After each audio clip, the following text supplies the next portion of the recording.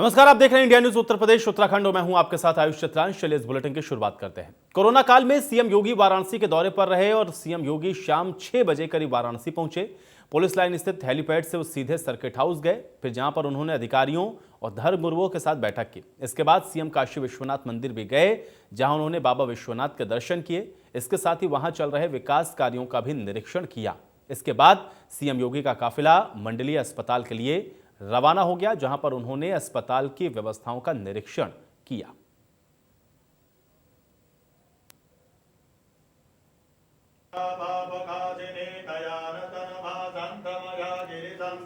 तो मुख्यमंत्री योगी आदित्यनाथ वाराणसी पहुंचे थे, जहां पर बाबा विश्वनाथ के दर्शन किए गए। मुख्यमंत्री के द्वारा जलाभिषेक करते हुए कुछ तस्वीरें हम आपको दिखा रहे हैं। काशी विश्वनाथ की तस्वीर, जहां पर आप देख सकते हैं सीएम के द्वारा आज काशी विश्वनाथ मंदिर में दर्शन किए गए। इसके बाद मंडलीय अस्पताल का निरीक्षण भी किया, अधिकारियों के साथ बैठक भी की, दिशा निर्देश भी दिए। विकास कार्यों का जायजा भी मुख्यमंत्री योगी आदित्यनाथ के द्वारा लिया गया।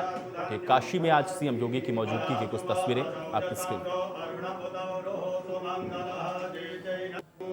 और चलिए बातचीत करते हैं। संतोष ओझा हमारे सहयोगी ज्यादा जानकारी के साथ जुड़ चुके हैं। संतोष, ये बताएं कि 6 बजे मुख्यमंत्री पहुंचे, उसके बाद तमाम कार्यक्रमों में शिरकत भी की, काशी विश्वनाथ के दर्शन भी किए गए, और क्या जानकारी?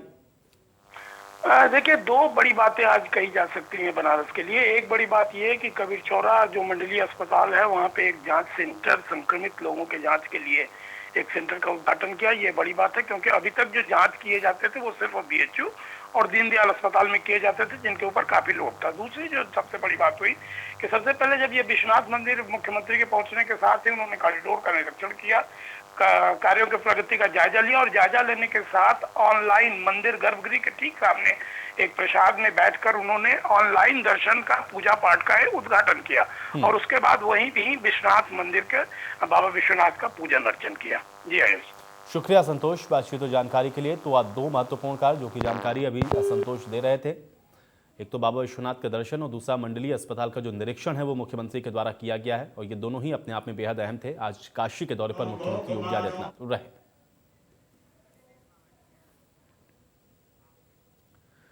तो मुख्यमंत्री योगी आदित्यनाथ ने सोमवार को आजमगढ़ में अस्पताल का निरीक्षण किया, और इस दौरान सीएम ने यह भी कहा कि कोरोना के जितने भी मरीज हैं, हम उनको कोविड अस्पतालों में उपचार की सुविधा उपलब्ध करवा रहे हैं। हम 15,000 टेस्ट प्रतिदिन की स्थिति में अब पहुंच चुके हैं, और अब तक 4 लाख टेस्ट उत्तर प्रदेश के अंदर किए गए हैं। सभी 75 जनपदों में हमने ट्रूनेट मशीन भी उपलब्ध करवा दी है, और अब इमरजेंसी सेवाओं को भी हम लोग पूरी स्वतंत्रता के साथ शुरू कर पाएंगे। लोगों को इससे अब और ज्यादा राहत मिलेगी। 2 प्रकार के हॉस्पिटल चल रहे हैं। कोरोना के जितने भी पेशेंट हैं,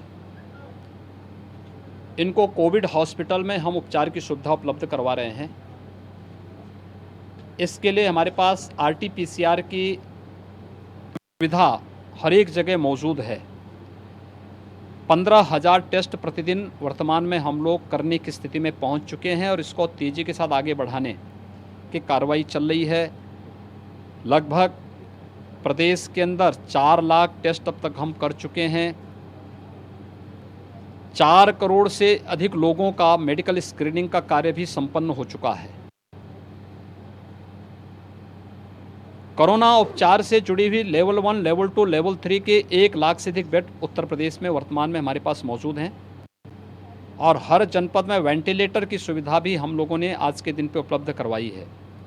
लेकिन इस सब के बावजूद जो गंभीर रोगों से पहले से पीड़ित हैं और उनको तत्काल इमरजेंसी में उपचार की सुविधा चाहिए, ऐसे लोगों के लिए भी नॉन कोविड हॉस्पिटल कार्य कर सकें और बिना किसी भय के कर सकें, इसके लिए हम लोगों ने प्रदेश के सभी 75 जनपदों में जो डिस्ट्रिक्ट हॉस्पिटल हैं, वहाँ पर हम लोगों ने ट्रूनेट मशीन उपलब्ध करवा दी हैं। ये ट्रूनेट मशीन 1 घंटे 1.5 घंटे के अंदर इस बात के लिए किसी भी पेशेंट का जिसको तत्काल ऑपरेशन करना हो या कोई मेडिकल प्रोसीजर उसका करना हो, इस बात का परिणाम दे सकता है कि इसे कोरोना नेगेटिव है या व्यक्ति, इस बात को वह मशीन उसका रिजल्ट दे सकती है। यहाँ पे आजमगढ़ के मंडलीय हॉस्पिटल में भी हम लोगों ने मशीन उपलब्ध करा दी है और मुझे प्रसन्नता है कि इसने अपना प्रारंभ कर दिया है और सभी 75 जनपदों में मशीन उपलब्ध कराई जा रही है। सभी मेडिकल कॉलेजेस में मशीन उपलब्ध कराई जा रही है। यानी अब इमरजेंसी की सेवाएं, सेमी इमरजेंसी की सेवाओं को भी हम लोग पूरी स्वतंत्रता के साथ कर पाएंगे और बड़ी मात्रा में लोगों को इससे राहत मिलेगी। यह कार्य आज यहाँ पर मैं इसी का निरीक्षण करने के लिए आया था। मैंने अभी समीक्षा की है।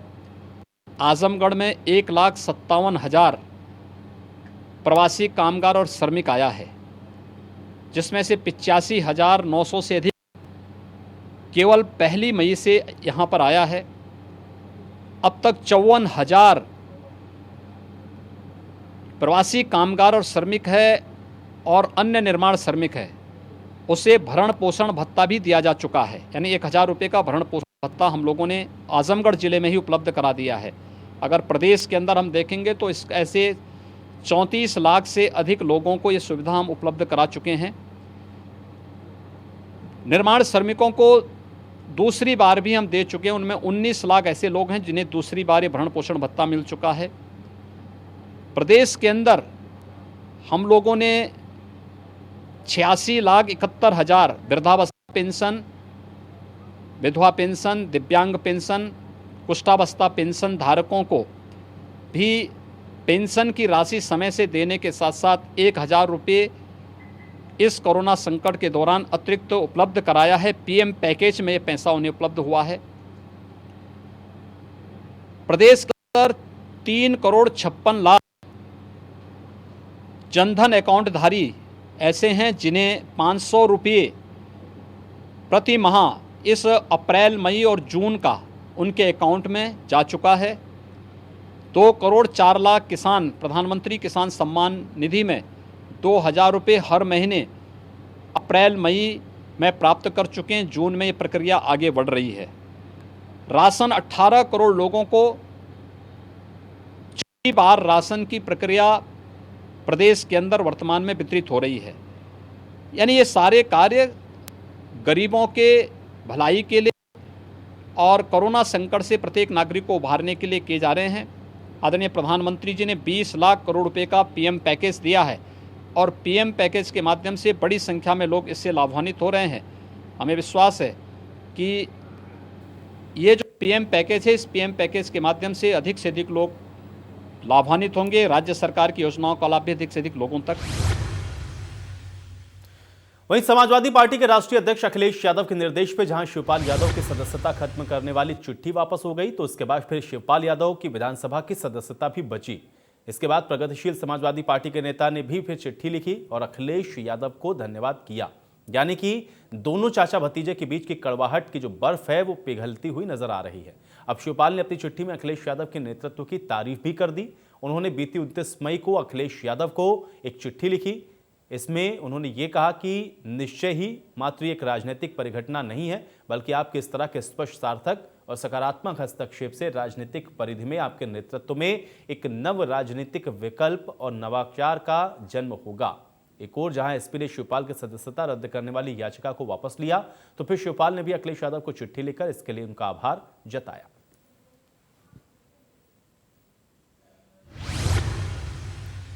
वहीं कांग्रेस महासचिव प्रियंका गांधी ने ट्वीट करते हुए बीजेपी सरकार पर निशाना साधा और प्रियंका ने कहा कि 68,500 शिक्षक भर्ती के मामले में बड़े पैमाने पर गड़बड़ी हुई है। अब युवाओं की आवाज उठाने के बाद पुनर्मूल्यांकन में लगभग 5,000 अभ्यर्थी पास हुए।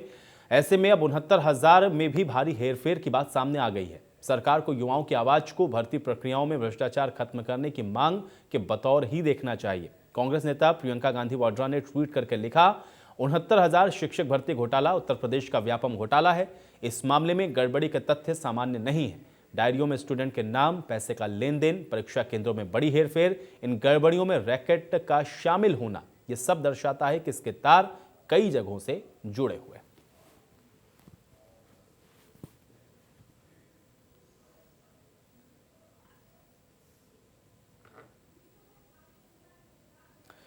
तो देवरिया जिले में स्वास्थ्य मंत्री जयप्रताप सिंह ने बाबू मोहन सिंह जिला अस्पताल का निरीक्षण किया। इस दौरान आइसोलेशन वार्ड के साथ साथ सर्जिकल वार्ड का भी निरीक्षण स्वास्थ्य मंत्री के द्वारा किया गया। उचित दिशा निर्देश भी दिए गए, लेकिन इस दौरान उनके साथ स्वास्थ्य मंत्री के साथ सदर विधायक जन्मेजय सिंह, जिलाधिकारी अमित किशोर, पुलिस अधीक्षक, अपर पुलिस अधीक्षक, इसके अलावा अन्य आला अधिकारी भी मौजूद रहे।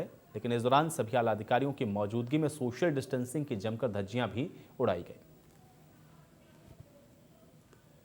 हम लोग पिछले 1 महीने से, जब से ये थोड़ा सा कंट्रोल में आया है कोरोना, तब से हम लोग इमरजेंसी सेवा को प्रारंभ करने के लिए और सीएमओ से लगातार बात कर रहे हैं। हर एक पेशेंट जो हमारे यहाँ पर आता है, चाहे कोरोना का हो चाहे जो भी हो, हमने मशीन्स भी अब उपलब्ध करा दिए हैं हर एक जनपद चिकित्सालय में, और उनके जांच होने से ये पता भी चल जाता है वो कोरोना है कि नहीं है, उसका मालूम पड़ जाता है। इसलिए हमारे यहाँ तो उन्होंने बिल्कुल सख्ती से कहा है कि कोई पेशेंट को कहीं भी मैंने नहीं छोड़ना है। अगर वो आता है हमारे दरवाजे पर, उसका कोई भी उसका लक्षण आता है, उसके बाद उसका ट्रीटमेंट करना जरूरी है। नोएडा की बात जो आप कर रहे हैं, उसकी जांच कमेटी को बैठा दिया गया है। जिलाधिकारी के साथ बैठ के 3 सदस्य समिति है, वो 2-3 दिन में हमको रिपोर्ट आ जाएगी। वो एक दुर्भाग्यपूर्ण घटना था, क्योंकि उसमें वो कई प्राइवेट हॉस्पिटल में जाने के बाद हमारे संयुक्त चिकित्सालय पर भी गए थे, जहाँ हमारे संयुक्त चिकित्सालय के लोगों ने उनको मना कर दिया, जो वो गलत था। तो उसी तरह और भी जगह जहाँ हम लोग फिरोजाबाद का तो एक कोई हमारे स्टाफ का कर्मचारी कंप्यूटर वाला जिसका देहांत हो गया था, वो उसमें कोरोना से देहांत हो गया था, उसकी तो अलग बात है, उसमें कोई ऐसी बात नहीं। मगर पेशेंट हमारे जिला अस्पताल से न जाए, ये हमने सख्ती से कहा भी है। मुख्यमंत्री ने कल स्वयं अपने वीडियो कॉन्फ्रेंसिंग में कहा। वहीं मैनपुरी में 2 पक्षों में जमकर लाठी डंडे चले। दरअसल शौचालय का पानी निकालने को लेकर के पूरा विवाद हुआ। इसके बाद हमलावरों ने महिलाओं को भी यहां पर नहीं बख्शा। अब मारपीट का वीडियो सोशल मीडिया पर वायरल हो रहा है और मारपीट में कई लोगों को गंभीर चोटें भी आई हैं। ये जानकारी फिलहाल सामने आ रही है। तो मैनपुरी में खूनी संघर्ष की तस्वीरें आपके स्क्रीन पर हैं। शौचालय का पानी निकालने को लेकर के 2 पक्ष सामने आ गए, जमकर मारपीट होने लगी। दोनों पक्ष इस दौरान मारपीट करते हुए ये तक भूल गए कि यहाँ पर महिलाएं भी हैं और फिर महिलाओं के साथ भी जमकर मारपीट की गई। इसमें दोनों पक्षों के कई लोग के घायल होने की जानकारी सामने आई है। और इसके बाद इस खूनी संघर्ष के इस वीडियो के वायरल होने के बाद पुलिस तक ये मामला पहुंचा है। पुलिस ने अब संज्ञान लेते हुए इस मामले में कार्रवाई की भी बात कही है।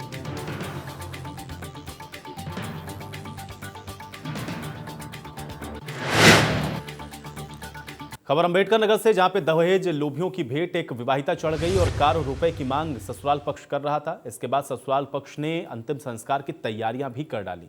मौके पर पहुंचे मायके के पक्ष ने शव को लेकर के कोतवाली पहुंच गए। कोतवाली में इसके बाद पुलिस ने शव को पोस्टमार्टम के लिए भेजा। टांडा कोतवाली क्षेत्र का यह मामला बताया जा रहा है, जहां पे दहेज हत्या के लिए एक विवाहिता की हत्या कर दी गई।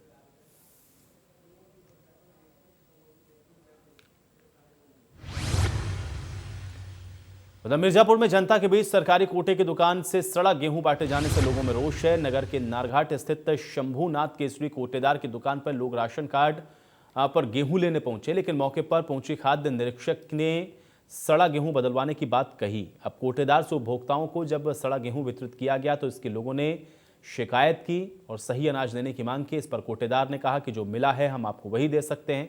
आरोप यह है कि दुकानदार मानक के विपरीत वजन और यूनिट में कमी करके अनाज देने के लिए परेशान करता है। अब सरकार की मंशा को दरकिनार करके सालों से हुई ब्लैक मार्केटिंग का काम भी कर रहा है। बार बार शिकायत के बावजूद भी जिला पूर्ति विभाग के द्वारा उसके ऊपर कोई कार्रवाई नहीं की जाती।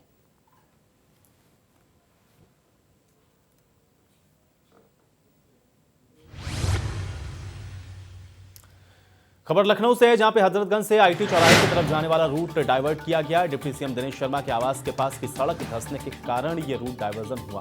सड़क धंसने की वजह से रूट को डाइवर्ट कर दिया गया, लेकिन अचानक हुए रूट के डाइवर्जन से राहगीरों को परेशानी हुई। हसनगंज थाना क्षेत्र में स्थित डिप्टी सीएम के आवास के पास का ये मामला है, जहाँ पे आईटी चौराहे तक जाने वाले इस पूरे रूट को डाइवर्ट कर दिया गया, क्योंकि डिप्टी सीएम के आवास के बाहर की सड़क अचानक से धंस गई, जिसके बाद एहतियातन उस सड़क को बंद कर दिया गया और फिर रूट को यहाँ पर डाइवर्ट किया गया, जिससे राहगीरों को परेशानी का भी सामना करना पड़ा। वहीं गाजियाबाद के खोड़ा इलाके में मानवता को शर्मसार कर देने वाला एक मामला सामने आया, जहां पे ममता नाम की महिला को दिल्ली एनसीआर के किसी अस्पताल में एडमिट नहीं किया गया। इसके चलते महिला की मौत हो गई। महिला के परिवार ने इसके बाद यह आरोप लगाया कि महिला को बीमार होने के बाद दिल्ली के तमाम अस्पतालों में ले जाया गया, लेकिन उनको एडमिट करने से इनकार कर दिया गया। इसके बाद महिला को नोएडा के अस्पताल ले जाया गया, जहां पर उसको एडमिट करने से मना किया गया और फिर गाजियाबाद के सरकारी अस्पताल उनको ले जाया गया, जहां पर महिला को मेरठ अस्पताल ले जाने के लिए कह दिया गया, लेकिन इसके बाद रास्ते में ही महिला ने दम तोड़ दिया। कल की एक दुखद घटना जो कि मेरे खोड़ा से है, और एक ममता नाम की महिला है जिनकी हार्ट में प्रॉब्लम थी और उसकी वजह से उनको ट्रीटमेंट चाहिए था। और मेरे पास उनके बेटे मतलब मेरे कार्यकर्ता के द्वारा उनका बेटा मेरे घर पे आया और उसने मुझे बताया कि कम से कम 10-15 बार कॉल करने पे उनका फ़ोन नहीं उठाया गया, कोई एम्बुलेंस उनके मतलब मदद के लिए नहीं आई। तो फिर मैंने अपने देवर से बोला कि इन लोगों की मदद करें, जो कि योगेश भाटी है, कार्यकर्ता हैं भाजपा के। तो उन्होंने तुरंत फ़ोन किया, फ़ोन करके अपने निजी पैसों से एम्बुलेंस को बुलाया और एम्बुलेंस को बुलाने के बाद में उस महिला को जीटीवी ले जाया गया, जहाँ पर जाने के बाद में जीटीवी में उस महिला को नहीं लिया गया और उससे बोल दिया गया कि यहाँ एडमिट नहीं होगी। तो एक चीज़ बताइए कि महिला को इतनी परेशानी थी और जीटीवी वालों ने उनसे बिल्कुल मना कर दिया कि भाई यहाँ पर आपको नहीं लिया जाएगा। फिर उसके बाद में वो जगह जगह हॉस्पिटलों में गई, लेकिन दिल्ली में किसी भी हॉस्पिटल में उसको एडमिट नहीं किया गया। फिर दोबारा उनका कॉल आता है मेरे पास में कि मैडम हमें तो कोई भी हॉस्पिटल नहीं ले रहा है। फिर मैंने उनसे बोला कि आप गाज़ियाबाद जाइए। गाज़ियाबाद जाके हॉस्पिटल में मैंने वहाँ पर भी बात करी कि आप एमएमजी हॉस्पिटल जाकर एडमिट हो जाइए। तो उन्हें वहाँ जाने पर एडमिट करने के बाद में उन लोगों ने फिर रेफर कर दिया उनको मेरठ के लिए, और मेरठ जाने के लिए उन्हें फिर एम्बुलेंस नहीं मिली। तो दोबारा मेरे पास कॉल आता है, फिर मैंने फिर दोबारा रिक्वेस्ट करके और दोबारा बातचीत करके फिर वहाँ से एम्बुलेंस करवाई और उस महिला को मेरठ ले जाया गया। लेकिन जब तक वो हॉस्पिटल पहुँचती उसकी रास्ते में ही डेथ हो गई। तो मैं ये जानना चाहती हूँ, मैं प्रशासन से भी यही रिक्वेस्ट करती हूँ कि अगर कोई कॉल करता है, एक चीज़ बताइए, हम ये डायल नंबर किस लिए देते हैं? उसको अगर कॉल को नहीं उठाया जाएगा, लोग परेशान हो जाते हैं।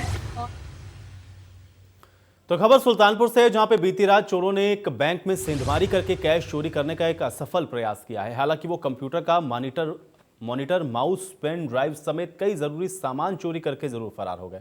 सुबह जब बैंक खुला तो फिर घटना की जानकारी होते ही हड़कंप मचा। आनन फानन में बैंक के आलाधिकारी और पुलिसकर्मी भी मौके पर पहुंचे और इसके बाद पूरी घटना का जायजा लिया गया। हालांकि चोरों की एक करतूत सीसीटीवी कैमरे में कैद हो गई और पुलिस अब इन चोरों की तलाश में जुटी।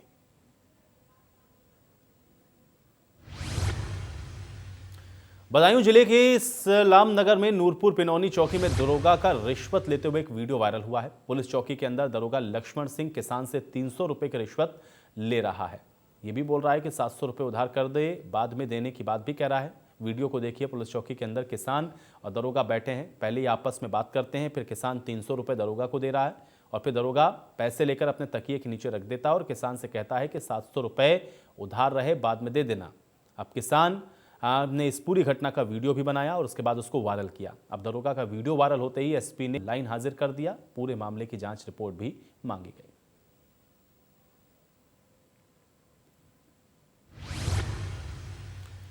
उधर नोएडा पुलिस में सोशल मीडिया पर एक युवती की अश्लील फोटो डालने के मामले में उसी के पूर्व प्रेमी को गिरफ्तार किया गया है। पुलिस ने यह खुलासा करते हुए बताया है कि एक्स बॉयफ्रेंड ने सोशल मीडिया पर अश्लील तस्वीर और वीडियो को अपलोड कर दिया।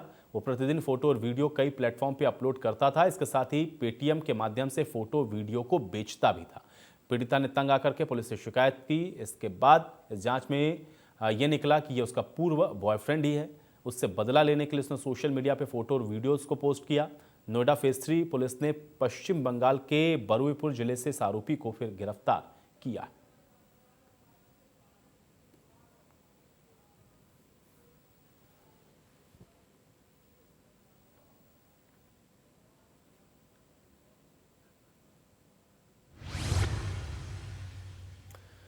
तो चीन से आने वाली मूर्तियों, दियों और चाइनीज झालरों को टक्कर देने के लिए अब यूपी की योगी सरकार सूबे के कुम्हारों को फ्री उपकरण मुहैया करवाने में लग गई है। लखनऊ के आजाद का परिवार बीते 3 दशक से मूर्ति का काम कर रहा है। परिवार के आधा दर्जन से ज्यादा सदस्य साल भर की कड़ी मेहनत के बाद मूर्तियों को तैयार करते हैं और त्योहारों में मूर्तियों को बाजार में भेजा भी जाता है। इसके जरिए होने वाली कमाई से उनका पारिवारिक गुजर बसर चलते हैं।